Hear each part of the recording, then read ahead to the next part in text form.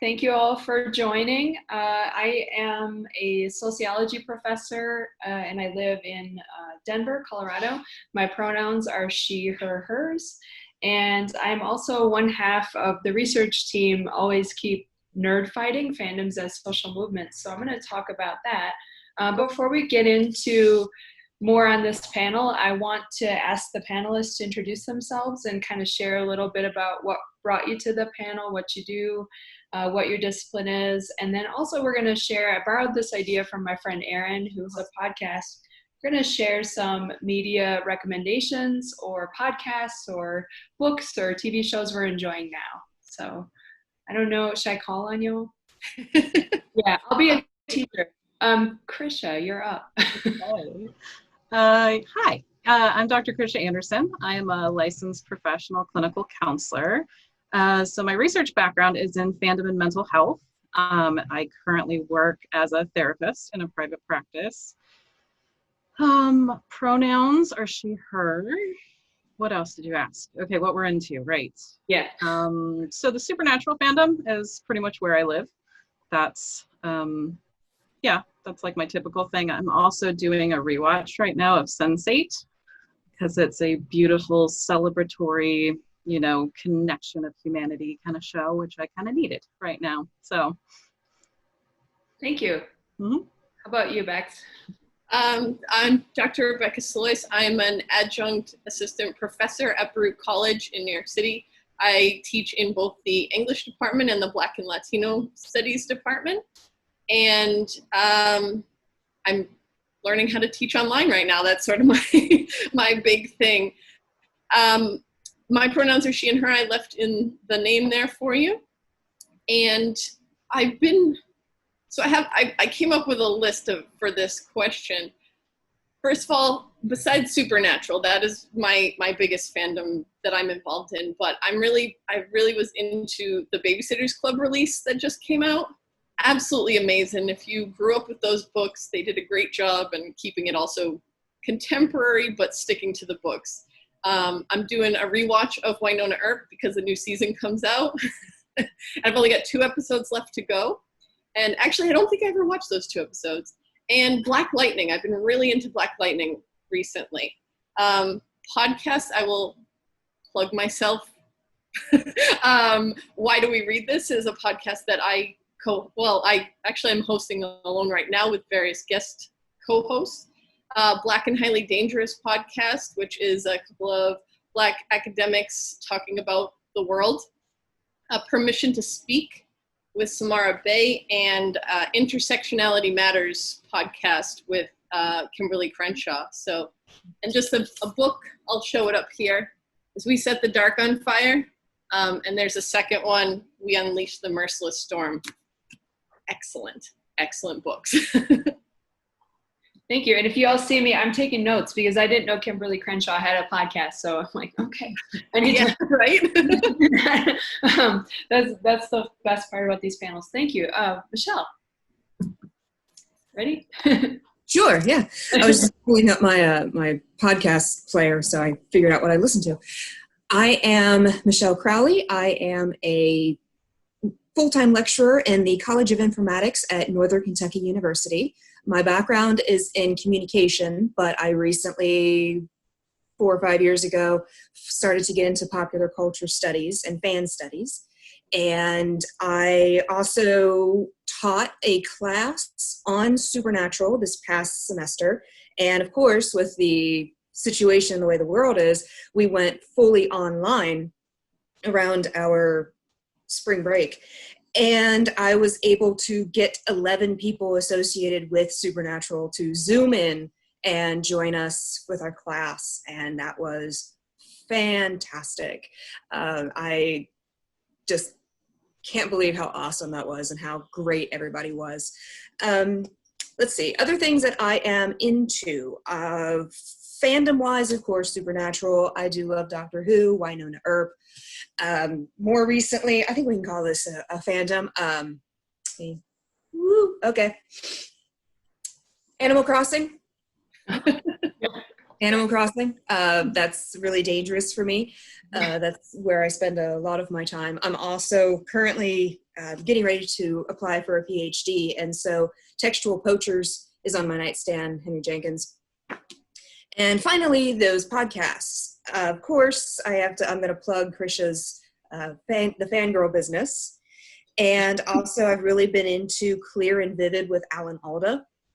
And his one that he recently did with Bill Nye is my life right now. I love those two men. And also Inside of You with Michael Rosenbaum. Nice, thank you.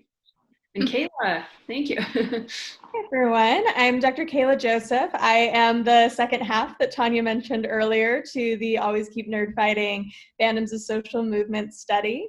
My background is as a clinical psychologist. I'm a licensed clinical psychologist, and the majority of my day job is actually spent in hospital administration, working with women as well as LGBTQ folks to make a more equitable healthcare system. I also supervise and teach psychology, social work, and psychiatry trainees.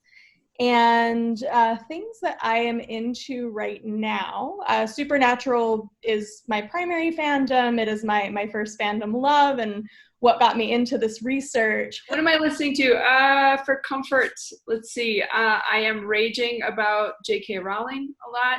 No, but when I'm not doing that, I've been watching older TV, which is, I don't know, kind of my speed is to get into stuff like 20 years late.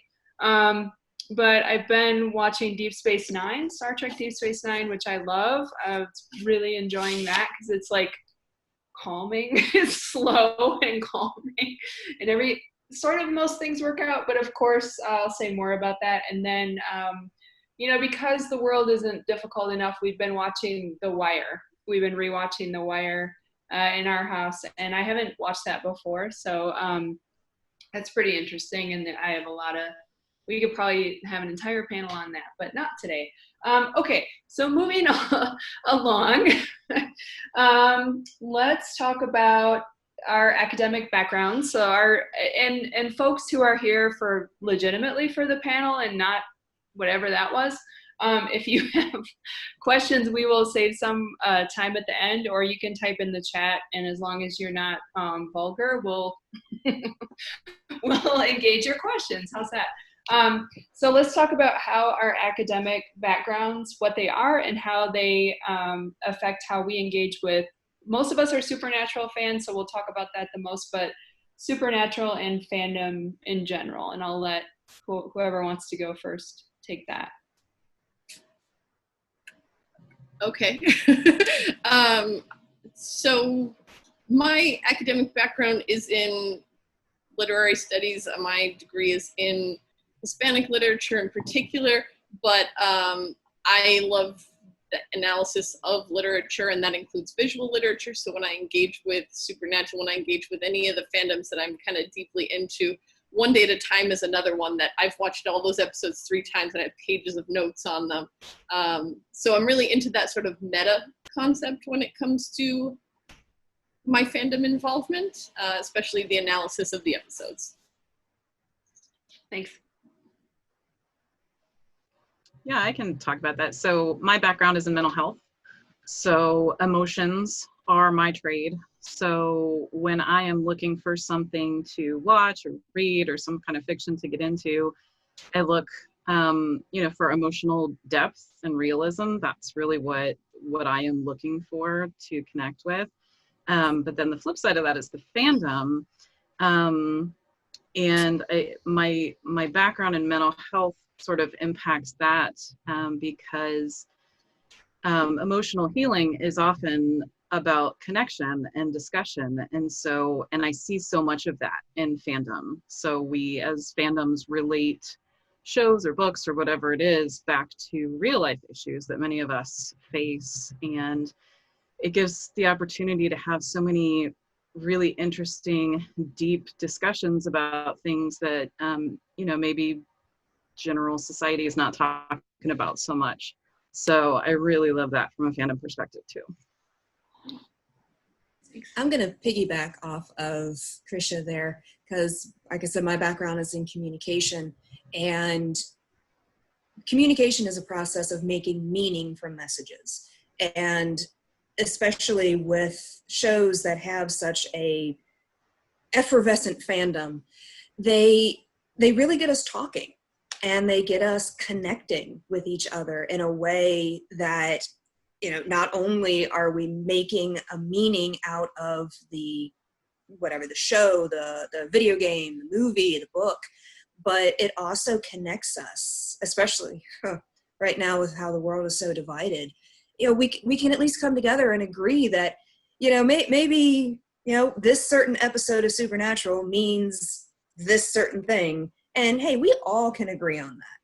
And at this point in the world, I'm going to take those tiny agreements and run with it as my happy place right now.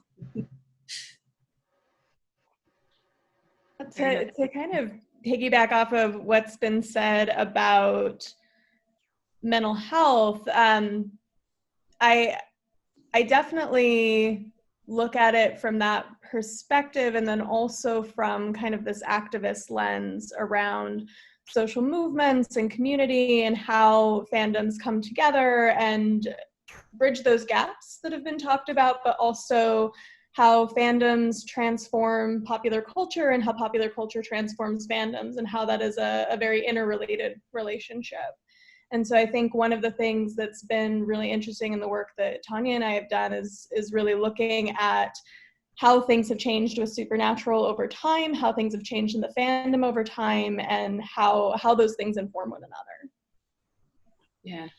Thank you. Yeah, agreed. And for me, so my background is in sociology, and as Kaela shared, we're looking at how fandom involvement transitions for fans from really engaging with a text, whether that be TV, movie, or, you know, written text or podcast, what have you, and how that translates into what we would consider to be like activism or social movement tactics. And at this point, I think, you know, you can really make the argument for full-on social movements happening in fandom. Fans are smart, they're engaged, they're passionate, and when you have that sort of crucible of those things together, what you get is action. And so we're looking at how and kind of why that happens.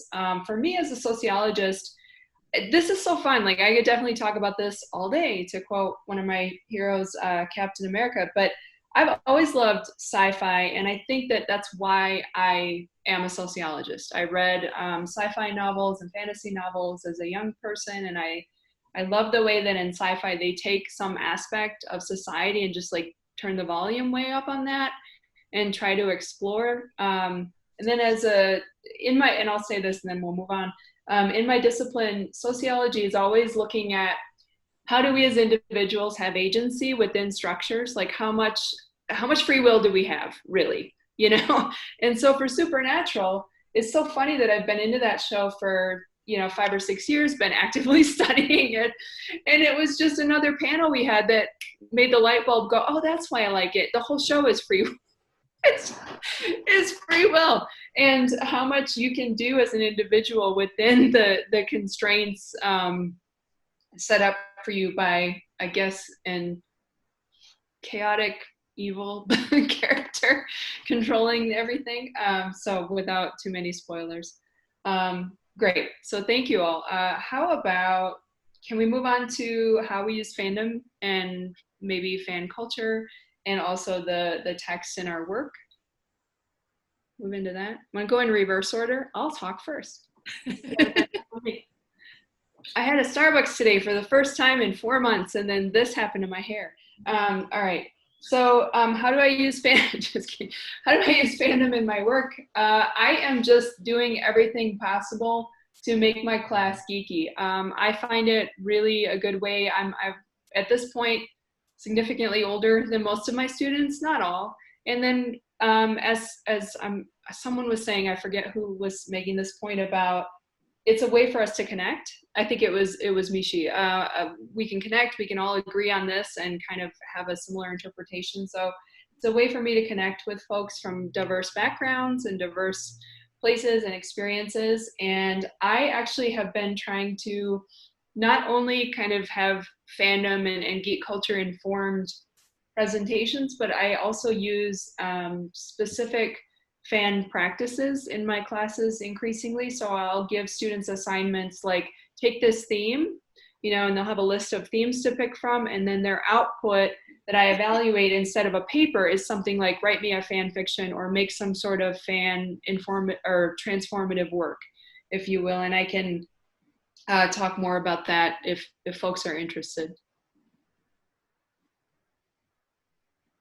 And so my work is probably a little bit different in terms of I don't teach traditional classes so much as I do a lot of seminars for mental health professionals. And what I try to do in those to infuse fandom is to have at least one topic in my seminars that is fandom based. So usually for me, that's fandom and human sexuality. So how do we look at things like shipping wars, and how do we look at shipping just in general in fandom culture, and how that applies to fan fiction and fan art and all sorts of things within fandoms. And then I also try to weave it in a little bit in terms of intersectional identities and talking about subcultures as being part of our intersectional identities. So whenever I can weave that in, or whenever I can weave in a metaphor about the Avengers or Star Wars or Supernatural or anything else, I try to do that as well.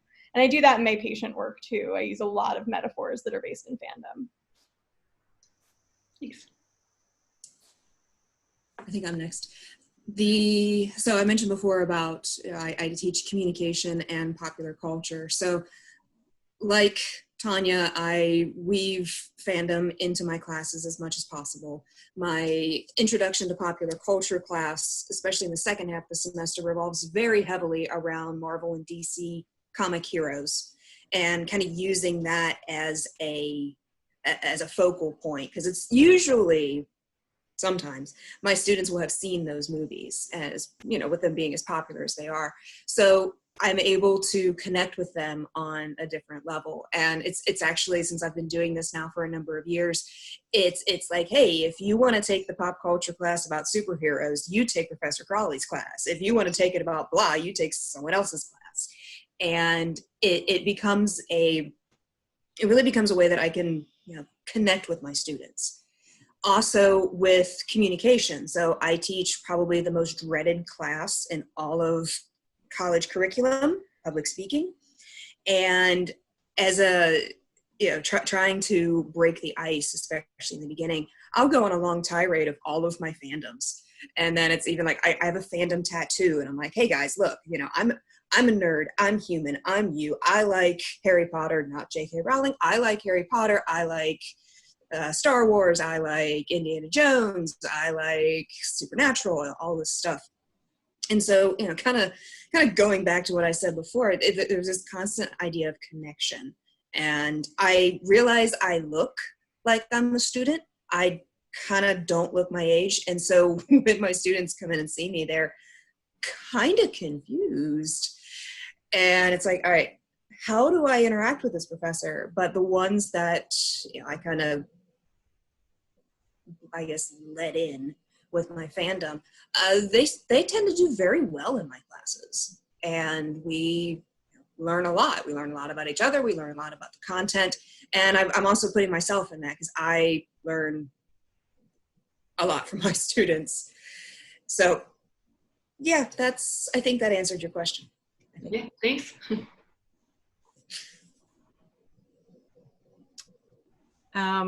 Okay, so for me as a therapist, I don't know, I guess first of all, for as many times as we have all talked about this, I'm fascinated every single time at not only the differences from the different disciplines, but also the similarities. The idea that fiction is a language unto itself, that fandom is a language unto itself is just, I just love watching how that manifests over these different disciplines, because that's exactly how I use it. So when I'm talking with clients, there's a couple different ways that I incorporate fandom. First, sometimes it's a good icebreaker. Sometimes it's a good stepping stone, so someone may not be ready to start talking about their journey or their trauma, but maybe we can talk about Harry Potter's or Hermione's or something that resonates for them. Like a favorite character, a favorite story, and then we're going to get into, okay, so how do you connect to that? And it gives us this, this way of, this place to start, and we can incorporate these characters and these stories that we love and bring comfort to then eventually, work to transition into their own stuff, their own emotions. And so, I use it that way. It's a way to sometimes just put language to something. If a client's having a hard time verbalizing a feeling or an experience, it can be like, you remember that time Captain America did that thing? It's kind of like that, and that it gives us some language there. But the other part is that there's a lot of folks that will come and say, I've been having a really hard time, so I've been watching a lot of TV. And I know that's bad. And so I will use that as something to also talk about, to say, okay, so what are you getting from that? Is this a form of avoidance? Or are you watching something that, is resonating with you in a certain way? Is it something that reminds you of a time in your life that felt safe and felt good? Is it giving you, a message that you just need right now, and so helping people understand that TV isn't necessarily just escapism. It can have all of these deeper things to it, and helping them start to be then more purposeful in the way that they're consuming media, so that they can get those therapeutic benefits from it without feeling guilty. So. Awesome. Thank you. I'm going to jump off the idea of connections, because even though I work in a very different field, with literature, that I teach, each semester I teach these courses called Great Works of Literature. And it's basically encouraging us to teach these sort of canonical type texts. Not that I mean to turn my nose up at that in its entirety, they do have value. But I teach it to students who aren't English majors more often than not. And my goal is always to help them see connections with the text that we're reading and their own world. And sometimes that world is their own personal experiences. Sometimes it's current events, things that are going on in the world. And other times it's pop culture. So, all of the papers that I ask them to do, or the projects that we work on, have them engage in one of our older texts. Say we read, Lysistrata, an ancient Athenian play. Well, what connection does that have to the 21st century? Why do we care about this? Why are we still reading it? Which is where the podcast came from. Why do we read this? But the students will make connections with like the Me Too movement, or, maybe they connect with one of the characters and how they stand up against these other individuals. I actually had the students rewrite scenes as if they were taking place in the modern world.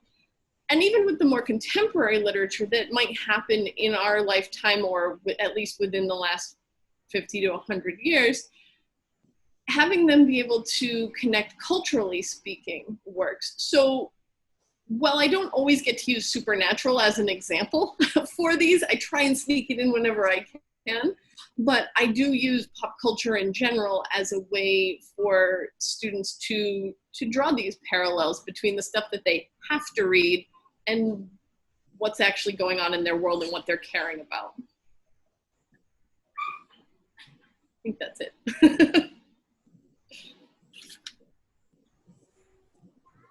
Anya, did you get muted?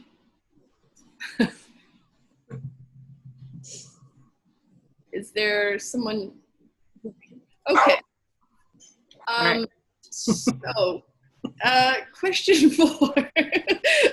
The next bit, we were going to talk about fandom, like specifically fan fiction. I didn't write the exact question down. If someone has it on hand. I got it. Yeah. So I got it too. Hey, I'm back. All right. there she is. I'll have to mime this portion. That's Sorry, fine. I'm trying to unmute everybody. I can't get. Yeah. I don't know what Joseph out. Okay. it's cool. I don't It's know how we great. got muted. Everybody, this Steve character, I'm not so sure. Oh yeah, Steve character's not causing any troubles. It's my husband. Okay, all right. Yeah, thank you. No, thanks for, if that happens again, just continue. Talk amongst yourselves. I'll give you a topic. No, I'm just kidding. But if anybody remembers Saturday Night Live from 30 years ago. So it was about like fandom engagement. And I know, I think I'll actually, if you're comfortable continuing, Rebecca, we'll start with you on this one because we're going to talk about various ways that our disciplines help us understand fandom engagement. So it's kind of building on the last topic. So, you know, Kaela and I look at activism, etc., but there's other ways that fans engage in fandom that we find really interesting and says something about our bigger culture. So. Okay, I'm gonna try and keep this as brief as I can. I have a lot of notes on this subject because I, just like many of you, I could go on forever. My focus is going to be on fandom spending in particular. And again, because I look at comparisons with literature, I actually read this forward, or no, as an afterword to a 12th century Chinese book on metal and stone. And the author wrote it in a way that very much reminded me of spending practices for fandom. So I guess I'll just kind of dig into a few examples that she includes in the first place. So her name is Li Jingzhao, and she's a 12th century Chinese poet, and the text is called The Afterword from the Record of Metal and Stone. So I'm just pulling a few examples of what she mentioned in her text and how I see it relating to fandom spending. Most of my examples are going to be supernatural based because that's what I'm most involved in. But I think it applies across the board. So the first thing I have is that her husband actually received money from the Imperial Academy for clothing, but then would pawn it off to buy like rubbings and inscriptions and books and other things along those lines that they would collect. And this reminded me of how we, you know, maybe get a little extra money and it goes towards a fandom purchase. You know, did you have leftover student loan money? Well, treat yourself, right? Did you not need that stimulus check because you stayed employed or whatever? Buy a con ticket or a photo op, you know, those kind of things.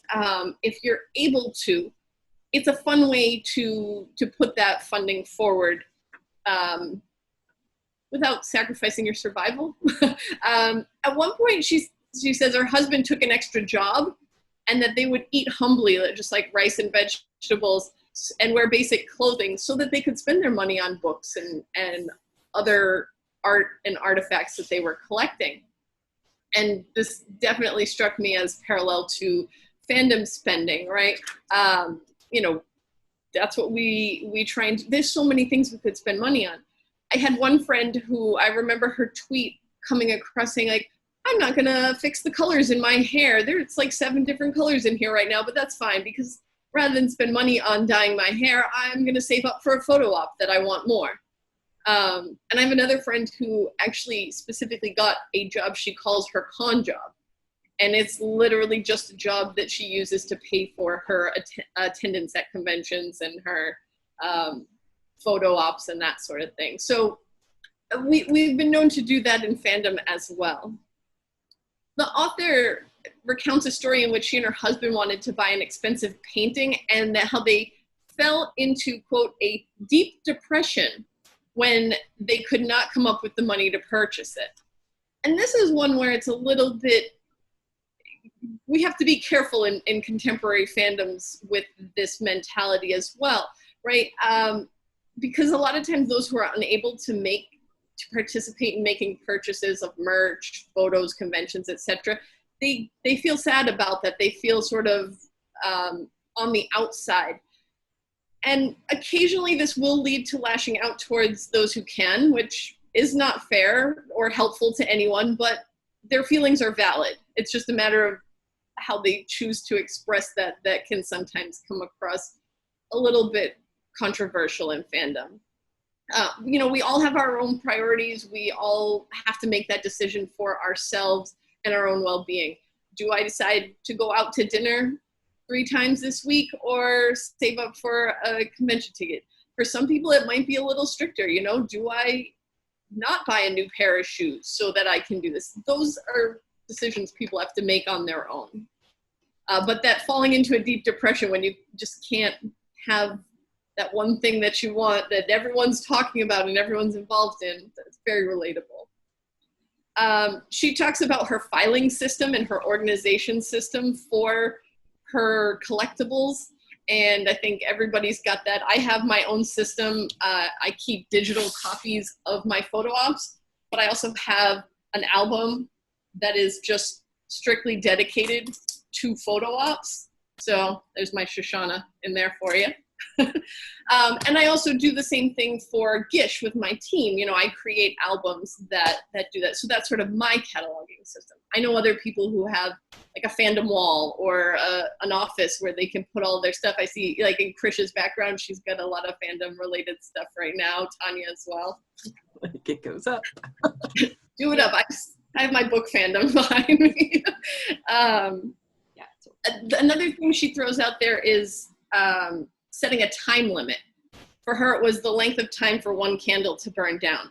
It's easy to lose track of time when you're involved in fandom. You start reading a fanfic at 11 at night, and the next thing you know, it's 4:30 in the morning, and you haven't put it down.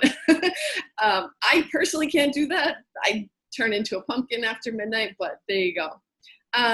But also, you know, scrolling through Twitter, you know, you think, I'm just going to take a 10-minute break. I'm just going to scroll a little bit, and the next thing you know, an hour and a half's gone by, and what's happened, or more, right? Tumblr as well. Those are easy to fall into that trap. So setting yourself time limits, but being reasonable and honest with yourself is an important factor in that. Another thing she mentions is, this is a quote, "This is what took our fancy and what occupied our minds, what drew our eyes and what our spirits inclined to. And our joy was greater than the pleasure others had in dancing girls, dogs, and horses." Okay, we'll leave the problematic element of that last line out. But it's relatable, whether you're in a geek fandom, pop culture, even a sports fandom. Yeah, those are fandoms too. If it brings you joy, that can be a really good thing, right? And this is even stronger for those who are creators, who are even like compelled to creating a recreation, a drawing from an Instagram photo, or taking clips of the show and that you like and putting them together into your own storytelling, writing a fanfic that gives you the happily ever after that you want, that the show isn't giving you. That's the deal. Anyway. But at the end of the day, it's the joy of engaging. She also mentions that they would quiz each other on their knowledge of content. And I feel like we do that in fandom a lot. It's like, oh, you know, there are Twitters that do polls. Hey, who was the character who did X in such and such episode? And just trying to figure out who knows it. We have the Super Wiki, which organizes everything. And lots of fandoms have a wiki like that. And, you know, rating one another on the knowledge of content, it can be fun, but it can be a little mean-spirited depending on where you go with it, because again, it could lead to those feelings of exclusion. So, you know, I wrote here, never make others feel like less because they don't remember the name of the episode in which the Jefferson Starships first appeared. And I was like, season 6, episode 19, Mommy Dearest. But I did double check that because I didn't remember that. And that doesn't make you a fake fan if you didn't remember that off the top of your head. And the last thing I'm going to mention is towards the end of the essay, she writes, nowadays, when I chance to look over these books, it's like meeting old friends. Supernatural only has a half a season left. But many of us, and this includes some of the actors, I know Misha has spoken to this, have expressed this interest in the fandom living on, right? You know, at the very least, we've made some good friends along the way, and hopefully we can keep those friendships that we've created through fandom. So I guess I was kind of trying to go through it really quickly, but these are just some of the lessons that we can learn from a 12th century Chinese poet that, you know, on first glance, we might not think has anything to do with our own lives, but has very relatable elements as part of her writing. So thank you. That was awesome. Thank you. That's I'm going to amazing. give you an A+ and a gold star. Or whatever works, because I appreciate that, because not only did you sort of work through an example of how you might use this, but you answered the question.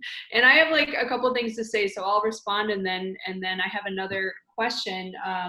But if people want to address some of that as well, that's great. I think the consumption of fandom aspect was really interesting, and as you were speaking, I was thinking about how one thing that we have looked at in our work is the idea of the pay it forward charity part of fandom, like how you'll see, I don't know if this was started with Wayward Daughters and the shirt campaigns, or if it started before that, but the donation, right, where if you like, listen, I have more fandom, more t-shirts than I need at this point.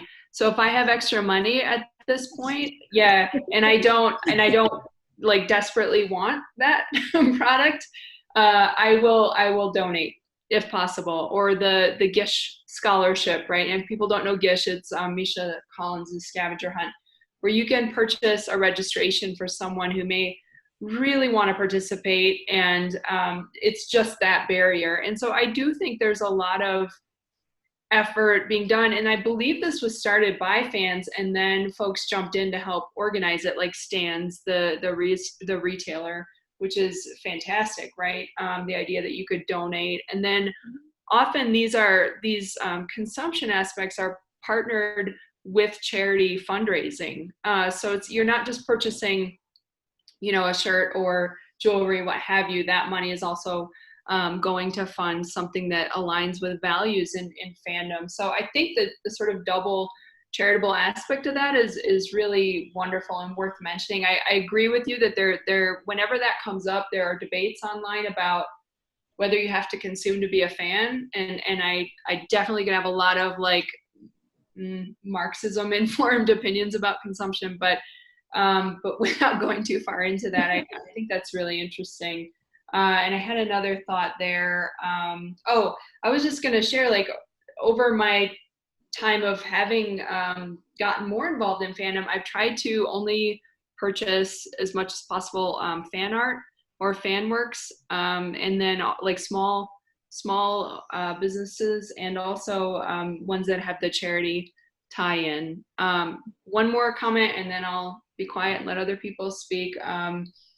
Fandom kind of works also as a gift economy, right? Like, so there's one thing that's really interesting for folks who aren't as familiar about fanfic, which we haven't talked a lot about yet, is that folks will often say, I will write this fic for you if you draw this artwork for me, and they'll trade, or they'll sort of fan each other and show each other appreciation by saying, I wrote this for this writer on Archive of Our Own, which is a database of fan works. And so I find that really democratizing and fascinating. Also looking at the way that fan works have gotten more legitimacy in the last few years, including the Hugo Award, right, for Archive of Our Own, and just not everyone wants to openly share their nom de plume or what have you, but just the way that people support each other. And I've seen academic studies that look at fan fiction like a distributed writing mentorship, which is just really fascinating to me, like looking at it that way and trying to assess how mentorship works. So I think with that, if folks want to respond more to what Rebecca was saying, otherwise I think I might ask us to share like how you might use fan fiction in your work, because I know some of you have experience with that. Yeah, I can speak to that. So my research background is looking at how mental health is impacted by fandom involvement. And one of the things that came up repeatedly with the people that I talked about was using fan fiction as a coping skill, both in reading it and in writing it. And so a lot of folks described the way that they approached writing fan fiction as a form of what I would call therapeutic journaling, almost. So they would take characters that they know and love, and they would put them through situations or traumas or whatever it is that they themselves had experienced. And so they would help their characters work through some of the stuff that they had worked through. But they're doing it in this environment that they have complete control over, right? They get to control the characters, they get to control the setting, they get to control the outcome. And so that's where you see that not all fan fictions have happy endings. Some of them can be quite problematic, what we would call problematic, because what happened to that person was problematic, you know, and they're trying to work through that. And it, you know, creates bigger questions, bigger issues in terms of, you know, how do we, you know, keep everyone safe, you know, when you have big databases like Archive of Our Own. But yeah, it's this way that people can take characters that they love and sort of process their own stuff through those characters. And then if writing fan fiction is therefore in many ways a form of therapeutic journaling, then reading fan fiction is like getting to read so many others' experiences. And so that in and of itself can be healing, and it can give people that are now seeing, because let me backtrack. So the one thing that is really different about fan fiction than any other form of like popular fiction is that there's no censors, right? It's not, there's no shareholders, there's no money being exchanged. It's something that people write for the joy of it, you know, because they want to. It doesn't have to be approved by anyone. It doesn't have to go through any kind of process. The only person who has to approve it is the person that is, you know, hitting the submit button. And so that gives a certain freedom, and it gives voice to certain topics that you're not going to see in mainstream pop culture. And so for people that are reading these things, it can start putting language to things that maybe they felt but couldn't understand, or something that they thought they were the only person that thought about something that way. You know, you just get these little peeks into different people's experiences, different people's thought process, you know. And I know for me, even personally, I have read so many different fanfics where the character goes to therapy and they share those, and like I hear they'll have a scene and the therapist says this really cool thing, and I'm like, I am so stealing that. Like, that's great. So yeah, it really can be. I think that fan fiction can be very therapeutic in that way. It's going back to that connection and giving the shared language, the shared space. And kind of working off of that, I think one of the things I've really been interested in my therapeutic practice is how do we then take that and put it into the therapy room and put it into the therapies that we use. And one of the therapies that we have at our disposal is something called narrative therapy. And narrative therapy essentially is this idea that you can take your narrative and not necessarily completely rewrite it. We don't want to change the facts of what happened to somebody, but we can change the perspective from which it's written. We can change very small details about how somebody views themselves as a character. Doing that is really hard because it forces you to face things about yourself that can be really hard to face, especially if you've been through a trauma or traumas. And doing that through sort of a fan fiction lens in the therapy sessions can be this sort of once removed way to do it, the same way that people are naturally doing it in fan fiction that's being shared. We can replicate that in the therapy room, and it can be a really great way to sort of move someone to talking about their own experience over time. Thank you. Well, we are getting close to the end of time. I'm trying to think of if we had other questions that I neglected. If anybody's kind of thinking of that, you can chime in. Otherwise, any questions from audience members or anything we didn't address?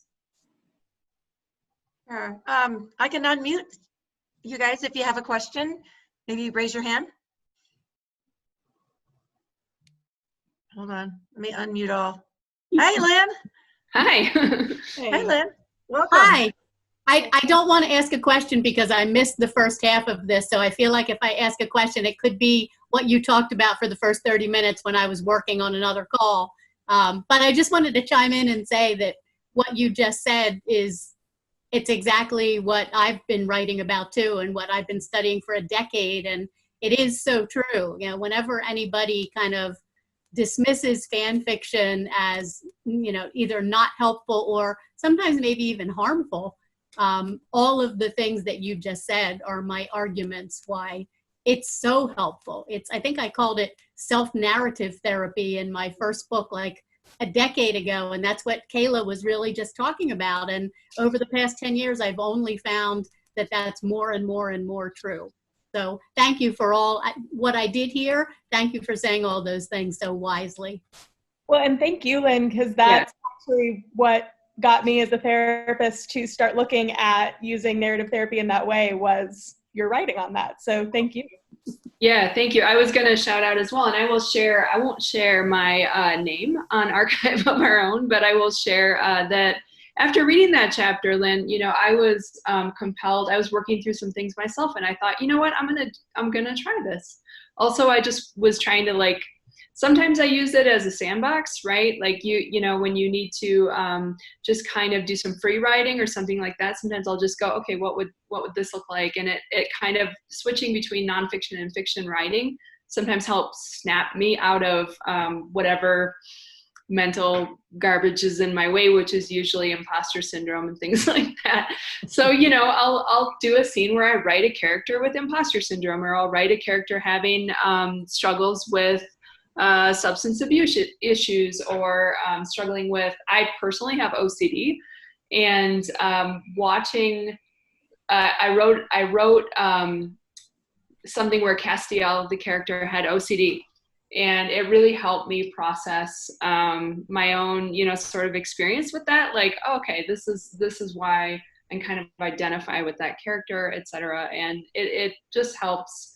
It has helped me in that way. So it's funny that I actually practiced what you had found, you know. And I think there's something to be said. We didn't talk a lot about gender and feminism, but I do want to add that a lot of this is you know, folks who identify as women working through things that they don't see represented, you know, in it. This fan fiction is also a way for people to insert marginalized identities into mainstream stories where they're not seeing them, right? And so that's, I think, especially right now, as we're looking, you know, more and more and having a really critical discussion as a nation about our values, about representation, about democracy and inclusion and equity. I think those fans have been thinking about this, struggling with it, and using fan practices and fan culture as a way to explore that for 50 years. So, for sure. And what Chrisha said about that little bit, or Kaela, one of you said about that little bit of displacement, is so helpful when you're trying to work through your own stuff. And I'm not writing about myself. I'm writing about Castiel. I'm writing about Sam. I'm writing about Dean. And that little bit of displacement can be so healthy to allow us to go places that we wouldn't go otherwise. Mm-hmm. Let's see. Yeah, and kind of taking it in a different direction. Like, my engagement with fan fiction is more in the beta reading side of things. I don't write fiction. I don't feel comfortable writing fiction. I get stuck with it.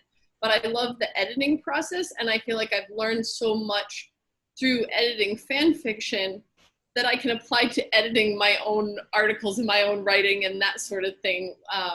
You know, it's difficult to separate yourself from your own work sometimes, but I think developing those skills is another way in which we can engage with fan fiction that still applies to, you know, a more academic sense, if you will.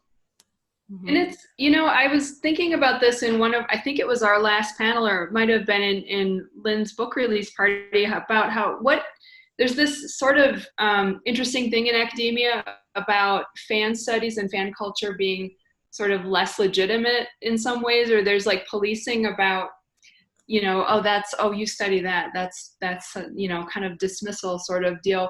And honestly, we could have an entire conversation about that, but what I find fascinating about that is in the same way, you know, women's work and things that women do are often dismissed in that way. Our fandom, our passions are sort of, well, why do you like, you know, Sex in the City or what have you? You should be into Packers football and women's football.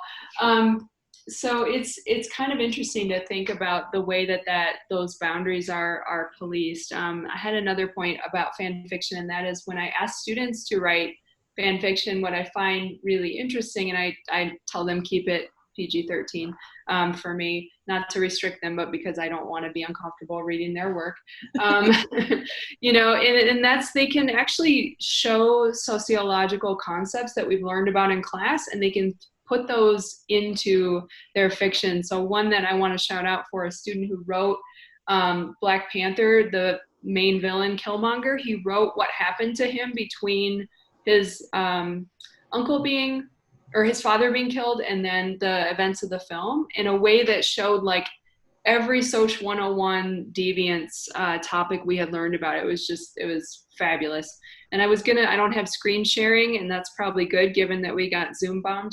But I was going to show you comic panels students had done. So it's just, you know, it's such a great way. Again, it can be used both personally for your own, you know, edification and the things that we spoke about. You can also use it in this way to understand text better, right? And understand the discipline content that you're learning and apply it. We have one more minute. I feel like, Mishi, we should let you speak because we've just been blabbing. So with communication, it's kind of the illegitimate love child of sociology, psychology, you know, all of the humanities. We just kind of like mash together and we have communication. And so it's like everything that everyone has said, I'm like, yeah, I talk about that. That applies here, that applies there, that applies, yeah. And I guess finally, the whole concept of fan fiction, it's because of things like, sorry, I have to reference this, 50 Shades of Grey, and you know, other fan works that have become popular culture and become mainstream. It's really giving a voice. It can give a voice to, like you said, the underrepresented, you know, gender, social class, you know, you name it. And we're beginning to know more about the world around us through fan fiction, and through the fan fiction that breaks into mainstream. Thank you. I think we are at time. Any last, let's do really fast. Favorite supernatural character, because everyone hates and loves that question. All right, rapid fire, Castiel. Castiel. Dean. Crowley. Dean. Dean. Anybody else? I'll say Dean. I always say somebody different every time. I don't know what that says about me. I like the buffet. I don't know. They're all great. Yeah. Awesome. All right. Thank you all. Awesome. Thank you. Thank you. I really apologize for the Zoom bomb. I will learn from that experience, and we'll edit it out. You guys were fabulous. Absolutely fabulous. Thank you very, very much for joining NanCon. Thank you for having us. Thank you so much. Thanks, everyone. All right, bye. Bye.